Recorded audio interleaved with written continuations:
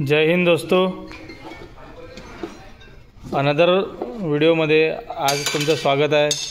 शेव्हरलेट cruise 2013 diesel automatic गाडी।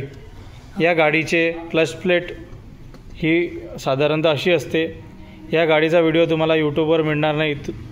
जर तुम्हाला ही क्लच प्लेट खोलायची असेल तर तुम्ही बरोबर ठिकाणी आलेले आहे।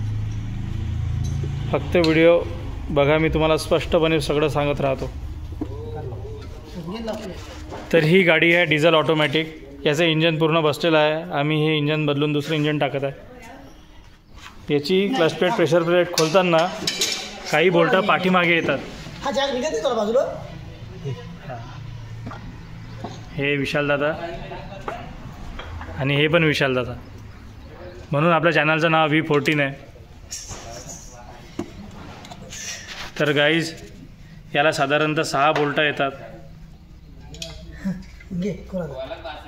आणि हे अशा पद्धतीने लॉक करावं लागते।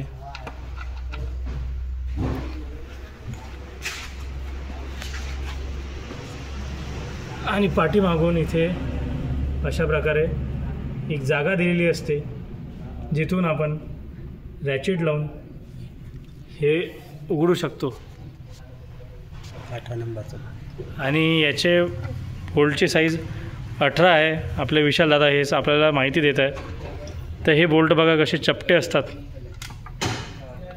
यांना मित्रांनो काळजीपूर्वक खोला। हे जर स्लिप झाले तर याला दुसरा उपाय कोणताच नाही।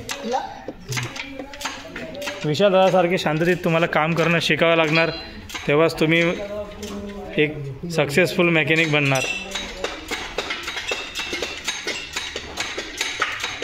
अशाच माहितीसाठी प्लीज मित्रांनो आम्हाला सपोर्ट करा, लाईक करा, सबस्क्राईब करा। जय हिंद, जय महाराष्ट्र।